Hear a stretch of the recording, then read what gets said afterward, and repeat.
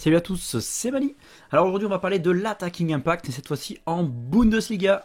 Pour rappel, l'Attacking Impact, c'est un score que j'ai créé qui permet de mesurer l'apport offensif d'un joueur dans le jeu. Donc normalement, si vous regardez les matchs, ça se voit à l'œil nu. Par contre, on ne peut pas regarder tous les matchs. Donc l'idée c'est d'essayer de créer ce calcul de façon équitable sur tous les joueurs de tous les championnats. Donc là, en l'occurrence de la Bundesliga. Donc pour le faire, le score il est créé à partir du nombre de buts, nombre de passes décisives, nombre de tirs non cadrés, nombre de tirs cadrés, les passes clés, donc c'est les passes qui amènent à un tir, les corners, les centres. Donc tout n'a pas le même poids bien entendu. Donc à partir de ce score, ça nous permet de faire quoi? Donc deux choses. La première, identifier un joueur qui est performant sur ce rare, qui a des bons scores, mais au final est-ce que c'est un peu de la chance, ou en tout cas des circonstances favorables, ou est-ce qu'il a vraiment un impact dans le jeu? Dans ce cas-là, un haut score va nous conforter dans notre achat et dans notre choix de joueur. Et à l'inverse, un joueur qui n'a pas encore mis beaucoup de buts ni de passes décisives, donc qui n'a pas forcément un énorme score sur ce rare, par contre il a une grosse activité, donc à un moment donné ça va tourner. C'est normal, il a de l'activité dans le jeu. Par contre les passes qu'il font ne sont pas transformées en but, ou les tirs qu'il a fait ne sont pas été encore transformés, mais il en fait beaucoup. Donc à un moment donné, son score va s'améliorer. Et donc généralement son prix est moins cher. Donc ça peut permettre de faire aussi des bons coups. Allez, on va regarder qu'est-ce qu'on peut trouver en Bundesliga. Alors voilà, donc on tombe sur notre tableau avec la liste des joueurs de Bundesliga. On se retrouve avec donc, les équipes, l'âge, etc. Là c'est le temps de jeu. Donc combien de fois il a fait 90 minutes. Le nombre de buts qu'il a mis sur cette période, le nombre de tirs, le tir cadré, le pourcentage de tirs cadrés. Donc là on voit qu'il y a des gros ratios, là j'aime bien, là, ce petit 60%, 69%, ça c'est Openda, c'est pas mal quand même, 69% de tirs cadrés, c'est énorme. Ensuite, les assists, les tirs, ça aussi c'est pas mal, les tirs sur 90 minutes de jeu. Donc là typiquement, là lui, énorme stat, notre petit marmouche, 5, si vous vous rendez compte, 5,47 tirs par match. C'est juste énorme. On a aussi le petit Undav qui est très très bien dans ce genre de stats. Donc ensuite les assists, les passes clés, les corners, les centres, le score d'Attacking Impact. Donc là vraiment les scores les plus remarquables, c'est ceux-là. Donc là on est vraiment au-dessus du lot. Après on voit qu'il y a un paquet de joueurs qui se démarquent moins. Donc voilà, on va essayer plutôt de cibler ces joueurs-là. Éventuellement, allez, on peut descendre, aller jusque-là. Parce que là on n'a que 5 journées de championnat quand je fais la vidéo. Ce qui est intéressant aussi, c'est l'Attacking Impact ramené au temps de jeu. Donc là on voit qu'en plus s'il joue moins, comme par exemple là du coup on a 50 sur un temps de jeu de 4,6 matchs. Donc là ça nous fait un super AI 90. On a lui aussi, c'est qui? C'est Olysée qui a joué que 3,6 matchs. Mais finalement si on ramène ça au temps de jeu normal, c'est le deuxième du classement.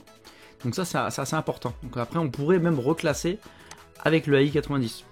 Et là ça va nous donner un autre classement, parce que forcément plus je joue, plus j'ai de l'impact offensif. Mais là nous ce qu'on veut voir, c'est peut-être même un joueur qui a joué 2 matchs, il a eu une énorme activité, alors ok il n'a pas un gros score, mais par contre, comme lui là par exemple, il a joué même pas 2 matchs, meilleur de Augsbourg, pourtant 0 but, 0 passe décisive. Par contre il nous a quand même déjà fait 16 centres, 19 corners, et 5 tirs non cadrés, dont 1 cadré, donc c'est pas exceptionnel, mais pour 1,9 match, c'est un joueur qui commence à se surveiller. Donc, et puis là, vu le prix, là on est dans du prix ridicule, pourquoi pas tenter le petit meilleur. Qu'est-ce qu'on voit d'autre? Alors il y a des cartes, forcément, marmouche, pas si cher que ça, vu sa rentabilité. Je l'ai mis dans la catégorie des stars, donc je vous ai mis les prix en limited, la dernière vente qui s'est faite en in-season.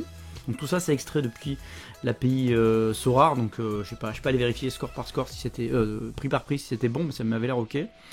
Donc tout cela il n'y a pas de problème, si vous voulez les acheter en gros là je vous dis grosse activité offensive, les stats sont là, tous les voyants sont verts. Donc si vous cherchez un joueur et que vous vous en fichez du prix, très bien, vous prenez Marmouche et Wirtz, impeccable. Ensuite je le mets en bon plan parce que je trouve que le prix il est vraiment pas cher par rapport aux autres joueurs de sa catégorie, c'est Griffo. Alors oui, il a 31 ans, c'est pas si vieux que ça. Il a joué presque tous les matchs en entier. 2 buts, 2 passes décisives. Il fait des centres, il fait des corners, il fait des passes clés. C'est quand même pas mal, 15 passes clés. Donc ça fait 3 passes clés par match. Donc ça tire un peu au but, 16 tirs, donc ça fait quand même 3,57 tirs par match pour un milieu de terrain, c'est très très bien. Donc là moi je trouve que Griffo, ça peut être une super opération. Et vu le prix, alors, il sera peut-être moins bon qu'un Wirtz, mais en stats on est vraiment proche pour un prix 3 fois moindre. Pareil dans le même style, on a Stoger, ou Stoger, je sais pas comment on dit d'ailleurs. Bon, pas de but, une petite passounette. Par contre, voilà, ça centre, il y a du corner, il y a de la passe clé, donc lui ça va tourner, lui très clairement, il faut acheter. Ça c'est un joueur typiquement à acheter, je vais pas dire d'urgence, hein, on n'est pas non plus dans l'urgence marketing là, mais voilà, je trouve que c'est intéressant. En autre bon plan, Pascal Grob, pareil, 0 but, une petite passounette, par contre regardez les centres, 45 centres, 34 corners, 5 tirs, donc c'est pas énorme, donc lui on attend un peu plus de passes décisives. Pour l'instant, il les a pas faites, mais il va les faire. Logiquement. Je sais pas. Après, j'ai mis des pépites. Donc les pépites, c'est quoi? C'est des joueurs qui finalement n'ont pas encore trop joué et qui surtout qui coûtent pas cher. Là, donc là, c'est pas qu'il a pas trop joué, pardon, c'est qu'il coûte beaucoup moins cher pour une activité qui est pas trop mal. Donc ok, il est 2 fois moins offensif qu'un Marmouche. Par contre, lui, David Rom, c'est un défenseur. Donc un défenseur qui a pas fait de but, une passe décisive. Par contre, ça centre beaucoup. Donc ça c'est intéressant parce qu'il va en faire d'autres des passes décisives, il joue quand même à Leipzig, ça va mettre des buts. Donc là pour le prix, pour moi c'est pépite. Dans le même style, une autre pépite, donc là 0,001,3 en limited. Donc là on est pas mal. Donc là c'est Shaibi de Liechtenstein Francfort, aucun but, aucune passe décisive. Par contre pas de but, mais il a quand même déjà tiré 10 fois au but, alors il faudrait qu'il cadre, hein, parce qu'une seule cadrée c'est pas énorme. Par contre voilà, ça centre beaucoup. Donc là c'est pareil, 32, 21, on est pas mal. Voilà. Après ce qu'on peut faire, on peut aussi s'amuser à regarder tous ces chiffres là par rapport au temps de jeu. Donc là pour avoir une data vise un peu plus sympa, j'ai mis ça dans Power BI. Donc là en gros on voit tous les jours, l'attacking impact, donc plus je suis à droite, l'attacking impact sur 90 minutes, meilleur je suis. Donc là on voit que les tops, hein, on les a vus tout à l'heure, hein, Marmouche, Olysée, Wirtz, Griffo, le meilleur qu'on a vu tout à l'heure. Ah, lui on l'a pas vu, Benès. Benès, il a joué combien de temps? 1,5 match. Alors je vais pas aller regarder sa situation, peut-être qu'il est blessé, hein, j'ai pas vu. Mais lui ça peut être hyper intéressant. Admettons qu'il était blessé, il revient pour jouer, et ben là, le peu qu'il a fait, c'est très très bien. Donc Benès, on va aller le regarder après. Ben, je vais le regarder après la vidéo.